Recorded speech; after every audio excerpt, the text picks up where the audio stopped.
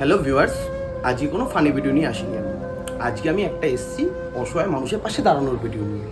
আমার এক পরিচিত দাদা যার বউয়ের কিনা ব্রেস্ট ক্যান্সার হয়েছে, আর এখনকার দিনে সবাই জানেন এই চিকিৎসার কি খরচা।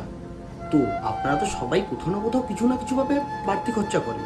সেই খরচার থেকে যদি কিছু পরিমাণ অর্থ দিয়ে সাহায্য করেন, তাহলে আশা করি আমাদের বৌদি আমাদের মধ্যে আবার সুস্থভাবে জীবনযাপন করতে পারবে। তোর নাম কি? সুরেশ সরকার। মার কি হয়েছে? মার ক্যান্সার হয়েছে ব্রেস্টে।